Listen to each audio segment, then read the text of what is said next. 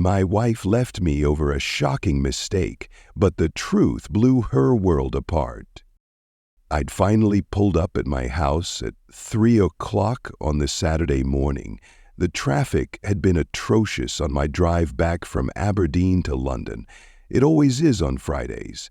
And there had been a multi-vehicle pileup on the motorway that had delayed me for several hours. I figured Victoria, my wife, would have been in bed hours ago, but I was surprised she hadn't left a light on for me. Extracting my bags and briefcase from my car's boot, I just about managed to carry them all at once. I waddled up to the front door. Letting myself in, I immediately knew something was very wrong. The house was cold. Obviously, the heating was turned very low or off. This was unusual because Vicky is a cold old stick. She always has the heating on, much too high for my liking. Putting my bags down, I turned on some lights and was shocked to see that some of our furniture was missing. My mind in some confusion, I rapidly made my way upstairs to our bedroom where, in theory, Vicky should have been in bed asleep. The bed was empty. Wardrobe doors and dresser drawers were open, and almost all of Vicky's clothes were gone.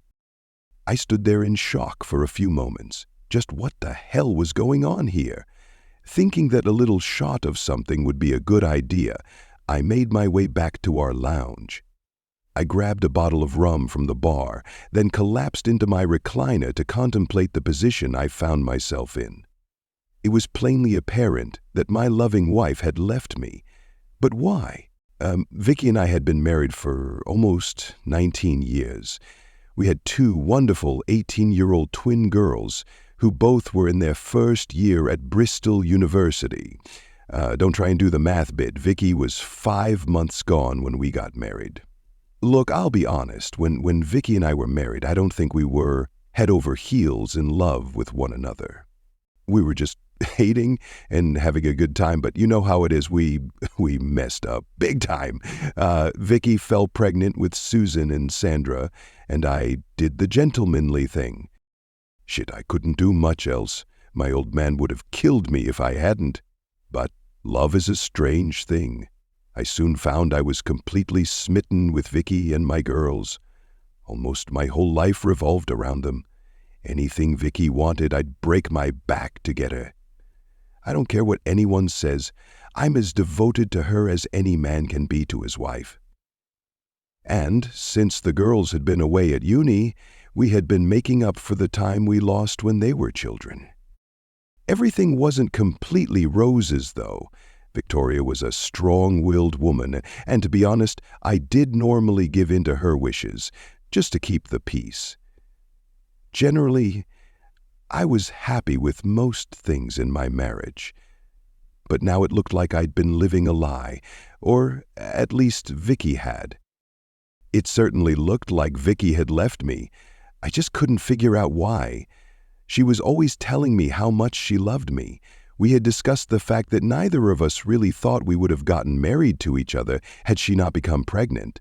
But we had both agreed that it was probably the best thing that ever happened to us, and how deeply we had fallen in love with each other since we had married. It looked to me like someone had maybe had second thoughts. Damn, my emotions took command. I suddenly got angry and jumped up to pace the room. Then I stormed out into the back garden to light up my pipe. Vicky doesn't like the smell of my pipe tobacco in the house, so I always go outside to smoke. I was out there for 10 minutes before I realized that Vicky wasn't there to complain, and it looked like she wouldn't be in the future. Still, for some reason, I finished my pipe outside. As I came back through the back door, I noticed the letter lying on the kitchen table. For a moment, I stared at it. David. It said, on the envelope. It was certainly from Vicky, and when she wrote it, she had been annoyed with me. The only time she ever calls me David is when she is upset with me. I sat down at the table, picked the envelope up, and turned it over in my hands. I don't think I really wanted to open it. I knew I wasn't going to like whatever was written inside. Slowly, I tore the envelope open. then unfolded the letter that was inside. "You idiot. You lying, cheating, self-centered idiot. I am leaving you. I thought you loved me, but now I know different. You have been carrying on behind my back with that little tart, and I can prove it. I'm going to a solicitor on Monday. I'm going to divorce you and take everything I can get. I'll teach you to mess around on me." Didn't you at least think about the girls when you were swaining around with that little tart? She can't be much older than the twins. "I'm going to take you for everything I can, you idiot. So you had better look for somewhere else to live, as you won't be able to keep the house when I've finished with you. And if I ever see that little unfaithful woman, you can tell her I'll gouge her bloody eyes out." Victoria. "Interesting," I said out loud to myself. "I wonder just whom this little unfaithful woman is that Vicky thinks I'm laying. I think there's been up in the intelligence section somewhere along the line. Look, do I look like the kind of guy who cheats on his wife? That kind of guy would surely have walked away from Vicky when she got pregnant. I'm the kind of guy who appreciates what he has and definitely doesn't want to lose what he's got. Yeah, there have been times when I've been tempted. What guy hasn't? But I've always known which side of the toast has the butter on it, and I've always been very careful about what I do. Still, it was apparent that Vicky was convinced I was playing around. So what do? Well, there was only one thing to do, really, and that was go to bed. Look, I'd been up since before 6 Friday morning, and now it was 4:30 Saturday morning. So, to bed I went. Yep, just as calmly as that. Look, I got where I am in business by not letting my emotions get the better of me.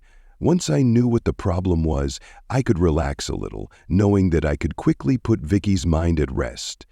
All I had to do was prove to her that she had got it all wrong, and bingo, crisis over. But when I got into bed, I found I couldn't sleep. Questions came into my head that I didn't expect. If Vicky thought I was cheating on her, why didn't she challenge me about it? Now that was a good point. Could it be because she had expected me to be cheating? But why would she do that? One thing I had learnt over the years was that people expect others to behave as they do. Now, hang on just a minute. Could Vicky think I was cheating on her because she had been playing around on me, and then having got suspicious of me for some reason, she had assumed I was cheating on her? I was out of bed like a shot at that thought. This was serious stuff. Before I knew it, I was tearing the bloody house apart, looking for anything that would give any hint that Vicky had been unfaithful to me. I turned her sewing room upside down. There wasn't much point in searching her bedroom drawers. They were all empty.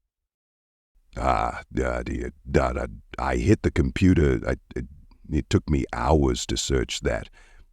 I broke her passwords for her. She had emails pretty quickly, and then spent hours going through the internet history files.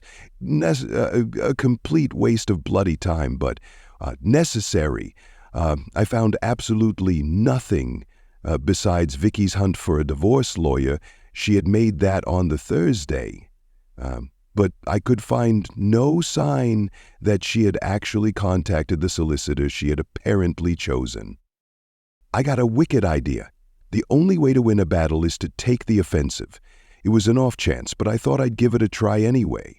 At just after 9 a.m., I emailed the people she had obviously chosen, asking them to act on my behalf in a divorce case. There was a faint chance that Vicky hadn't actually spoken to them yet. I was lucky. Within minutes of my email going off, they replied asking me to come into the office ASAP. So that's what I did. Just after 10 a.m. on the Saturday morning, I handed Maria Grant a check, and she was from that moment on my solicitor. Vicky couldn't have realized that some solicitors work on Saturdays. After I told Maria what I had found at home and showed her the letter, she asked me whether I had ever cheated on my marriage. I told her that I loved my wife and done nothing since we had been married that I thought would put my marriage in jeopardy. Maria told me to sit tight. I should try to find out where Vicky had gone and have a talk to her. Maria thought it was probably just a misunderstanding and that everything could all be sorted out with a little communication between us. I went back home and started the hunt for Vicky. I called her parents and brother, but they both said they had not heard from her and she wasn't with them. Apparently, she hadn't told them anything. The same went for her sister, but I had figured she lived much too far away for Vicky to have gone there anyway. Vicky's family, although she had apparently kept them in the dark about having left me, immediately took sides and clammed up on me once I told them why she had left. The next call I made I wasn't looking forward to, but I knew it was really my best bet. It was to Vicky's friend Chantelle. Chan has been divorced twice, and to be honest, I don't blame the guys. Chantelle can be as sweet as a peach one minute, but can turn into a complete bitch the next. Vicky and Chan had been friends since their school days. Whenever Chantelle wasn't with one of her many suitors, she was one good-looking man-eater. She would normally be with Vicky. Vicky and Chan would have a girls' night out every couple of weeks or so, and it wasn't unusual for Vicky to call me up and ask me to pick her up, as Chan had scored. Vicky and I would often laugh about it. You see, I had always thought I could trust Vicky. The moment Chantelle found herself a guy, Vicky would call me in as backup. I dialed Chantelle's number and immediately knew I'd hit pay dirt. Chantelle started sounding off at me the moment she heard my voice. I quietly demanded to speak to Victoria, but Chan denied that she was there. I felt sure she was, as it was the only place left that she could have gone to, and Chantelle's rant told me she knew all about Vicky having left me. After about 5 minutes, I gave up and hung up the phone. The old emotions rose again, so it was outside again for another pipeful. Whilst out there, I got myself under control and started thinking again. Vicky was playing games. This running off bit without talking to me was designed to wind me up. Well, it wasn't going to wind me up anymore. I'd done nothing I had to be ashamed of. Right, Vicky? If you wanted to play games, I'll bloody well play games. I stormed back into the house and phoned the twins. They were totally flabbergasted when I told them that their mother had walked out on me. Of course, I told them that I had done nothing that I could think of to cause Vicky to leave me, and I'm pretty sure I had them convinced. I also told them that I thought Vicky was staying at Chantelle's, and then I said that as far as I was concerned, she could stay there. The girls said they thought it was all just a silly misunderstanding and that their mother would soon come to her senses. I know I really shouldn't have brought the girls in on this, but it was silly games we were playing and I knew they would give their mother a good dressing down over it. Then I went hunting in the garage. When we bought the house, I'd changed the barrels in the outside door locks for 2 reasons, really. One was we didn't know if we had been given all the keys to the house, and the other so that we had a matched set of barrels. All the outside doors had the same key. It saves having lots of keys to carry around.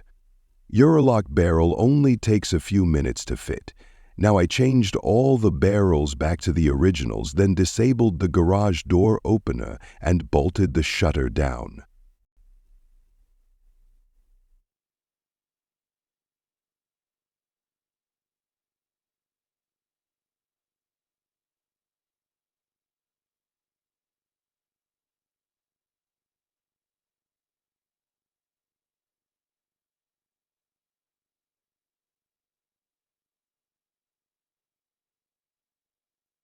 It can't be possible here. The thoughts of despair and wanting something for people so perfect was picked up a couple of months ago.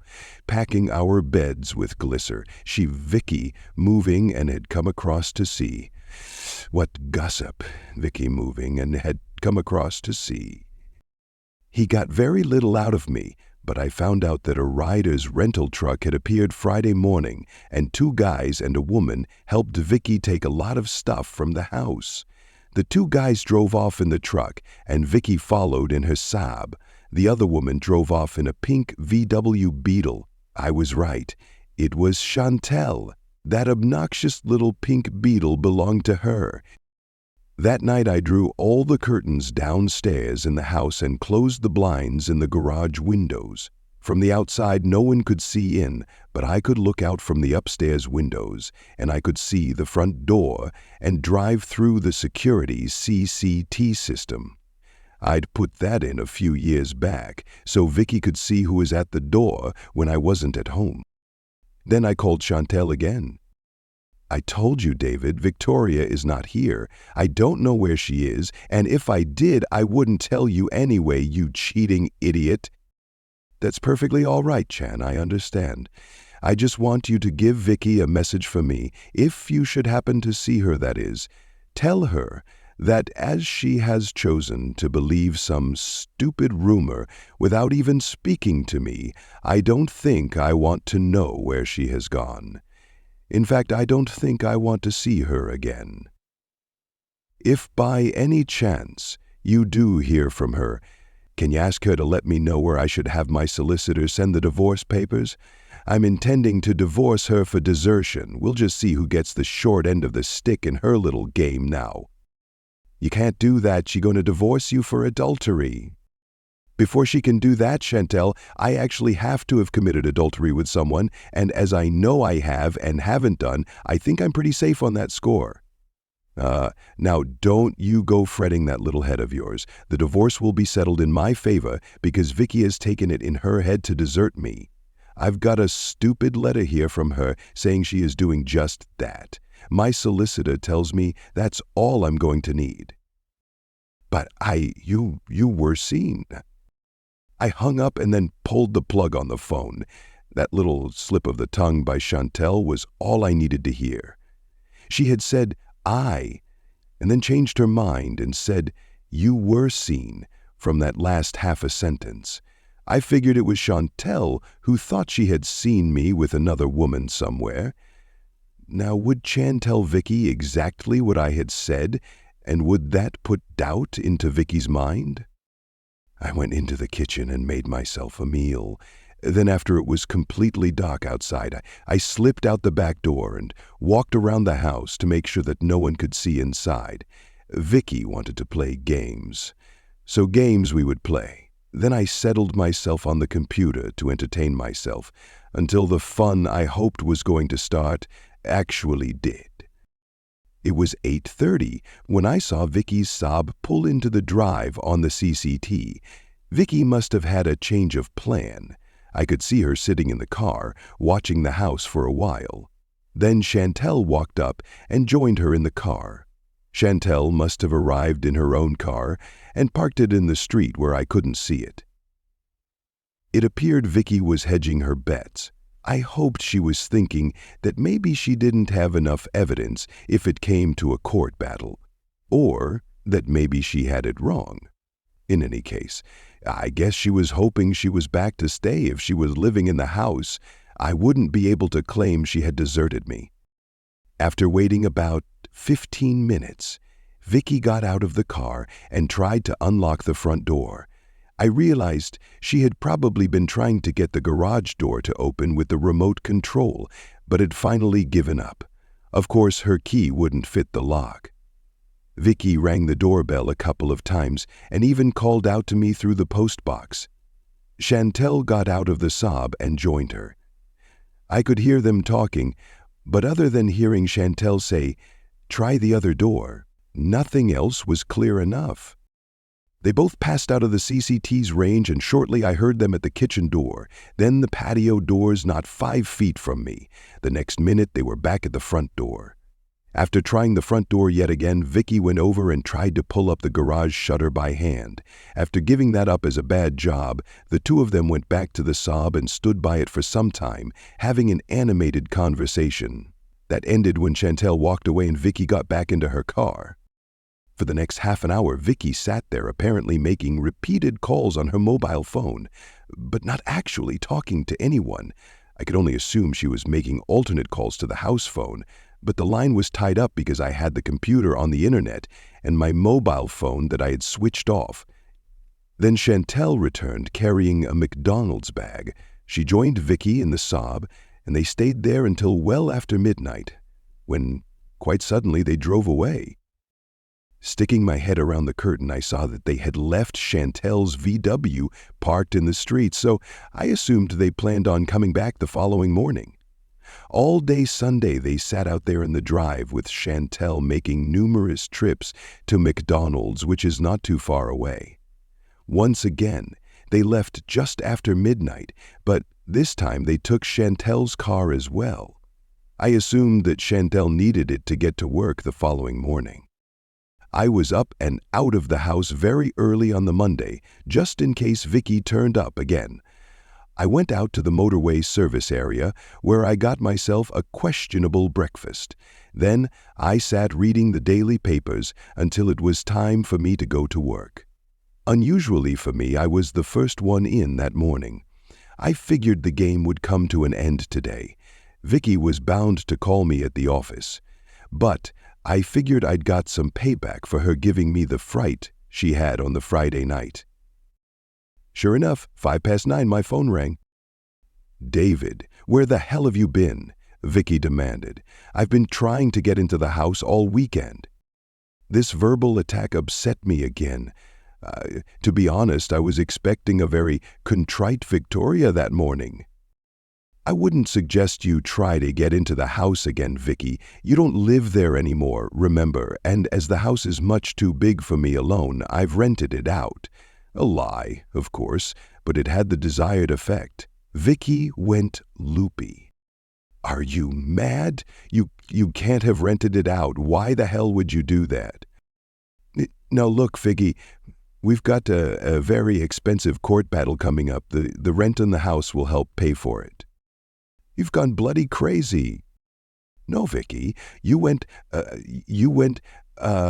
bloody crazy when you started all of this. You accused me of cheating on you. You called me all those names in that stupid letter, and you wouldn't talk to me while you were hiding at Chantelle's house." "David, we have to talk." "It's a bit late for talk now, Vicky. Talk time was Friday evening. Now it's the lawyer's make money time." "So that's it. You're not even sorry for what you've done. You're just happy to see the back of me after 20 years. Wow, hold on there, girl. First off, I've got nothing to be sorry about. You were the one that did the walking out bit. You were the one who left the stupid note that nearly gave me a bleeding heart attack. And it was you who started talking about divorce. Now I suggest you go and see that solicitor you were so quick to threaten me with and find out what he has to say. Then call me back and give me his details so that I can pass them on to mine. Goodbye, Victoria."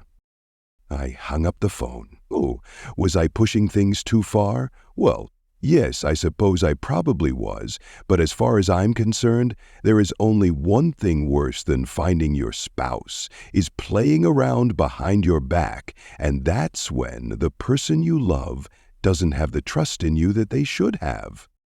I made a couple of telephone calls that I thought were necessary. The first to Ryder's truck rental. There were a couple of things I needed to check out with them. They gave me a number, and I had a long conversation with a very contrite little man. I'd meet him once at one of Chantelle's parties. I think I scared the shit out of him. Then I made an international call and covered that angle. Half an hour later, I got a call from Maria Grant. She was a little annoyed with me. "Mr. Polson, we've just had a visit from your wife, and I very much suspect that you knew she had intended to retain me today to act on her behalf." Well, yes, I did suspect that was what she was planning to do, but as you are the best divorce lawyer around here, I thought it would be much better if you were acting for me instead. "My clerk has sent her to another practice. I'll warn you, they are very good and expensive." Maria, no offense intended, but can you tell me of a solicitor who isn't expensive? No offense taken, David. It's your money. You can say what you like. But why aren't you talking to her and sorting this mess out? The answer to that is all in a name. Victoria is calling me David. That means she is angry with me. She would not hear what I say when I tell her I did not have an affair. She doesn't want to believe me. If she did, she would have called me Dave. It's as simple as that. Victoria has never called me David. I'm not sure I understand your logic, but I really think you two should get together and talk. Well, I am prepared to do that when Victoria is willing to listen, but then I've got some rather important questions to ask her. If I don't get the answers I want, you will be handling our divorce anyway. David, do you have reason to believe your wife has been unfaithful to you or something? Not really, but she appears to have been pretty quick to believe that I would be. I've always found that people expect others to behave as they do themselves. I just got to thinking, has Victoria been as faithful to me as she expects me to be to her? She appears to be condemning me very quickly. I think I see your logic now, but it's not one I've come across before. Well, we will see what happens, shall we? I'll call you later, Maria. I didn't get much work done for the rest of the morning, and it wasn't until going on 12 that Vicky called me back. Dave, we have to talk. Straight away, I came off the defensive and agreed to meet her at 2 o'clock in the pub down the road from my office. At first, Vicky appeared surprised at what she thought was my sudden capitulation, but when she returned to calling me David, I realized I still had a fight on my hands. I was sat in a quiet corner when Vicky entered the bar. She came directly over and sat down opposite me, although I had left her room in the booth to sit beside me. "Aren't you going to buy me a drink?" she asked. "No, you can buy your own bloody drinks. Remember, you walked out on me. You don't need me." Vicky was taken aback. I think she still thought I had cheated on her and would therefore be the one on the defensive. She got up and went to the bar to buy herself a drink. "Well, what have you got to say for yourself?" she demanded when she returned. "Victoria, I haven't got the foggiest idea what has got into you. Just what you think I should be apologizing for, I don't know. You were in Blackpool last weekend with some little tot. You were seen, so don't try to deny it. Victoria, last week I was in Edinburgh. You know that. I spoke to you several times. I know nothing of the kind. I spoke to you on your mobile phone. You could have been in bloody Timbuktu for all I knew. And I've been told you were in Blackpool with a woman. Having taken a late lunch, I decided that there wasn't much point in going back to the office, so I began to make my way back home. Once home, I'd plugged the phone back in before I'd gone out that morning, and I was greeted as I entered the house with the answer phone message light flashing at me.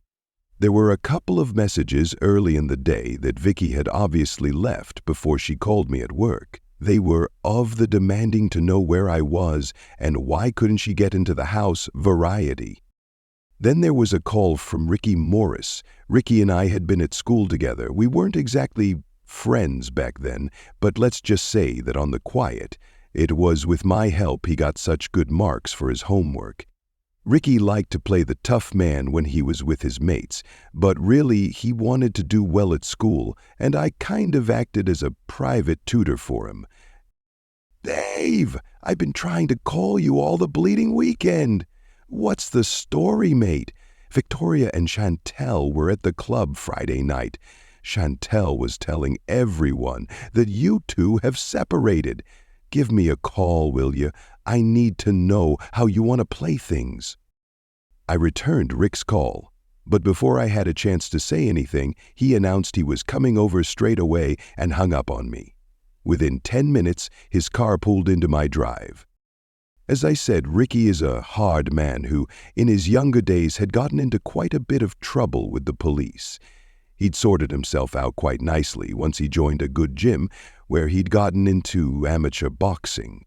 That somehow had led to him becoming a bouncer at one of the bigger local night spots, and over time, he had finished up as the manager of the place.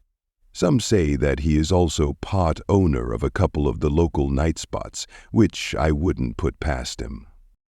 Anyway, Ricky has a soft spot for me, as I said. He has always looked after my interests as far as Vicky was concerned. He would often call me at work, or sometimes he'd pop into the pub where I had lunch, and without my asking, he would subtly tell me just who Vicky had been dancing with and who, if anyone, had tried to get it on with her. I'm pretty sure that if any guy had ever persuaded her to go outside, Ricky or his bouncers would have had something to say about it. It had been Ricky who had told me that Victoria had the nickname the Ice Maiden. Rick turned down my offer of beer as he was working later, so we settled for some coffee. Right, Dave, what the hell is going on between you and Vicky? She was in the club Friday and Chantelle was telling everyone that the pair of you had separated. She said that you were bonking some little chink bit in Blackpool last weekend or something. Don't tell me. Chantelle went up Blackpool last week and apparently Philip was up there with his missus. Chantelle thought it was me, and the bitch told Victoria. I came back from Aberdeen to find that Vicky had moved out on me without a bio leave. Oh, but you soon put her right, didn't you? Well, not exactly, Rick. Let's just say we are playing mind games at the moment. I got pretty pissed off that Vicky hadn't spoken to me about it first. I was wondering if she has been playing around behind my back. Hey, no chance there, man. No one gets into Vicky's pants. I'm 100% on that one. When some of the studs heard there was trouble between you two, they thought they might get lucky Friday night. But from what I heard, the ice was a damn sight colder than usual. Vicky and Chan left well before closing time. Oh, and the taxi took the two of them straight home to Chantelle's place. I had a word with the driver. I thought you would want to know. Thanks, Ricky. It's good to have friends. Oh, part of the service, Dave. Hey, it's about time you came down to the club anyway. You never come in to see the boys nowadays. From then on, the conversation dropped back into what old friends were up to and that kind of thing. Before we knew, it was almost 8 o'clock, and Ricky said he had better to get to the club. Ricky was just leaving when Victoria pulled into the drive. I saw Victoria do a double take on Ricky as he reversed out. She had a confused look on her face as she had obviously recognized him, but she had no idea that I knew him. I was standing in the doorway as she walked up the steps. "Wasn't that Morris, the manager at the Starlight?" she asked. "What was he doing here?" "Ricky Morris, you mean? Yeah, he's an old friend of mine. He came around to commiserate with me over our upcoming divorce. Come in and sit in the kitchen. I've got some coffee on the go." I followed Vicky into the kitchen and managed to beat her to the coffee pot. This was my house now, and I'd pour the bloody coffee. "Look, Dave, this is silly. I realize you're annoyed at me, but you're being childish about it. Chantelle was sure it was you she saw. How was she to know that Philip and Mei-Ling were in the country? What else would you have thought in my situation?"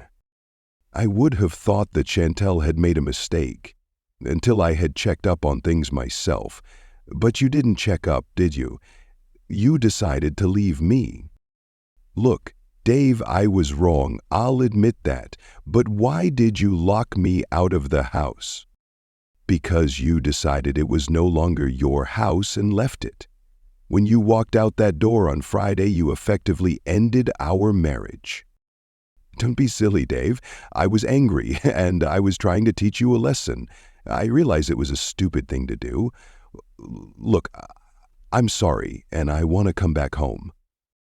Well, you made the bed. Now you had better get used to laying on it. You mean you're not going to let me move back in? No. But why not?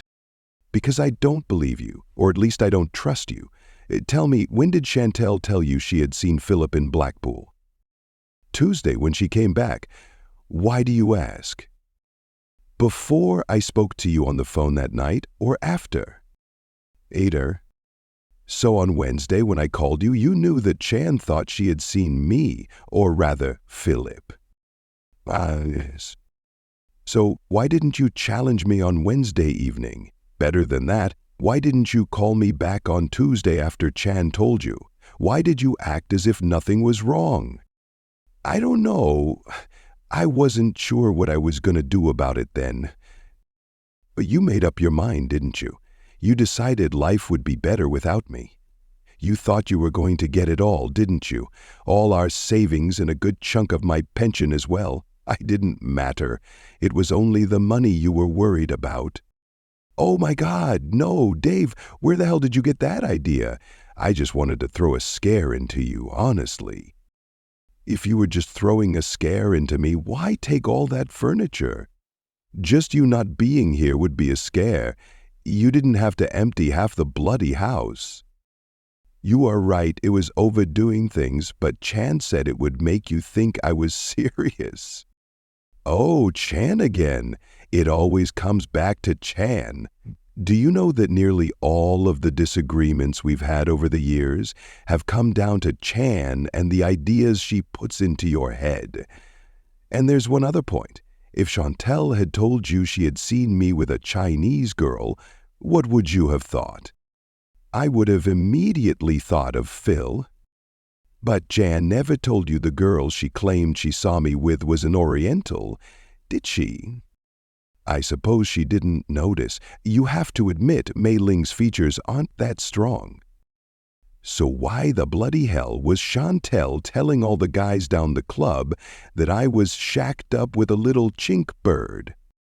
I can't have known. She said she didn't know that the girl was Chinese until you pointed out in those photos in the pub, and she only got those back from the laboratory this morning.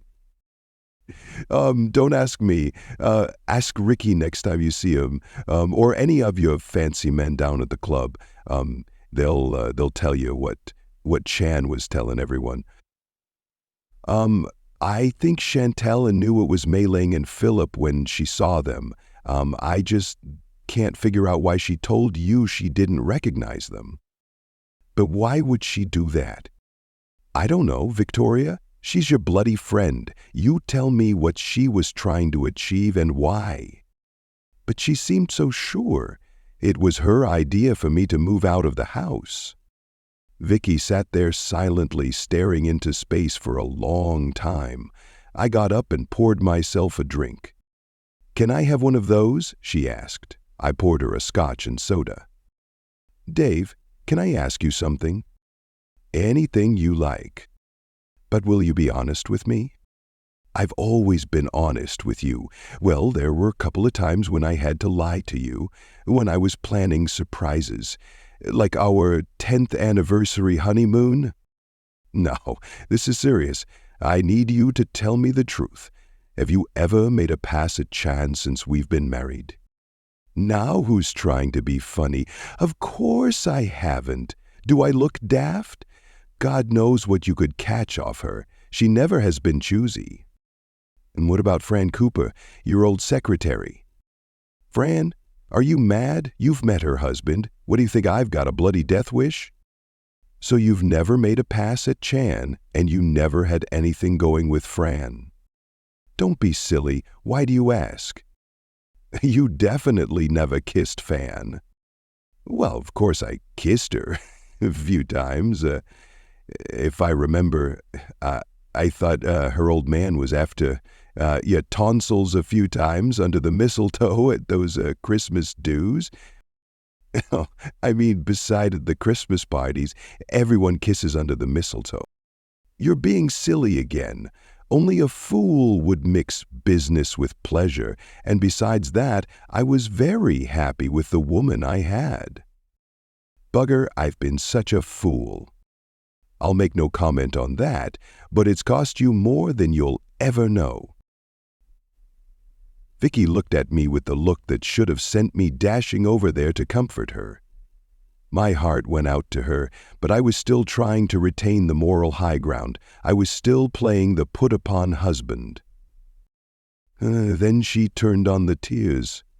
"Oh, damn, I lost the battle. I'd had a hard enough problem walking out of the pub earlier in the day when she started crying. A bad tactical mistake Vicky had made there. If she had sat beside me, I would have capitulated then. I moved over and sat beside her, putting my arm around her shoulders. After what seemed like an age, she stopped crying. You never have done anything that you're ashamed of in our marriage, have you? What do you think, babe? Then well, Vicky. Would Chan tell me you had? Why would she tell me she had seen you with Fan? You would better ask her that one, Victoria. She's your friend. No, she's not.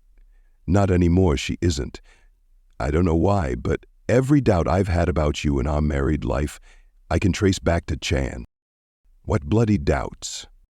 Oh, suspicions about you playing around when you were away from home, and that you had something going on with Fan?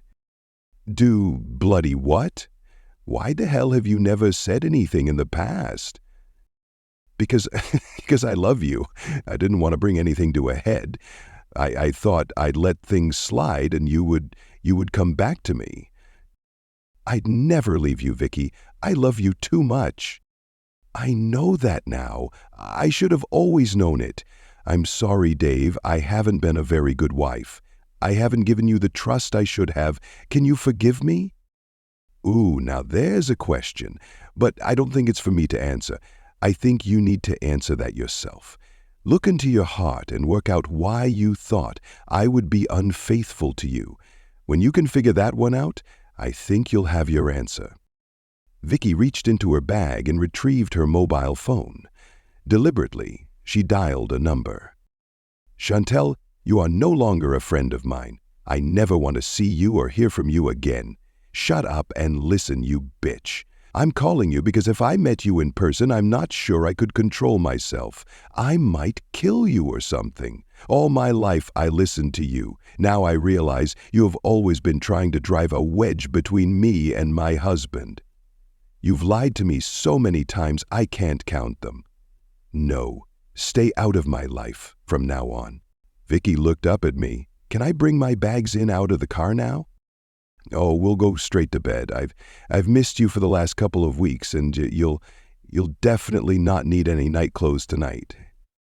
We went up to bed and spent the night trying to relive our honeymoon. I think it was one of the best nights we ever had. In the morning, I made arrangements to have our furniture collected from the storage unit Victoria had hired. We dropped back into our old life. Oh, there were the solicitor's bills to pay, but at least Chan was out of our lives. I think it was worth every penny. It was some time before Vicky figured out what Chan's problem was. Vicky ran into an old friend one day who told her that, before Vicky and I were married, Chan had told her she had a crush on me and she intended stealing me from Victoria. Well, that never happened. I do remember Chan coming on a bit strong, but as I have said, I always figured her to be an unfaithful woman, so I steered clear. Vicky and I intend to grow old together, and we talk about our feelings a lot more nowadays. Oh, I'm a regular at Ricky's club most weeks now, but the Ice Maiden dances a lot more than I do. As for Chantelle, I don't think either Victoria or I have seen her since. It was the night of our next anniversary. I've been away on one of my next anniversary. I've been away on one of my trousers and underpants. Whilst I started dragging me up to the bedroom, aunts. Maybe she removed my shirts and underpants. But by that time, I was beyond caring. God, Vicky gives bloody good head. Far better. Either that Fran or Chantelle. Maybe not quite as good as that little Chinese bird up in Blackpool, though. Mind you, it was bloody lucky for me that she looked so much like Mei Ling. I nearly cocked things up in a big way there. Oh, by the way, I did try Chantelle out just before I got married, Vicky. Come on, there are advantages to being an identical twin, but really Chan was all show and not much action. I think she must have gotten a little pissed off with Phil when I told her she wasn't that good in bed. Well, I never did like the bitch. I'm just wondering if Chan never worked out that Phil and I pulled the switch on her. If she did, she was the only one, well, I think, but it might explain why she tried to put the boot in. Look, I have said that I consider myself a bloody gentleman, but I've never said anything about having a flawless character, though. He who dares wins. Life goes on, just a little more carefully. Thanks for watching. If you enjoyed this story, don't forget to like this video, comment your thoughts below, and of course subscribe to the channel for more gripping stories like this one. And make sure to hit the notification bell so you never miss an update. See you in the next one.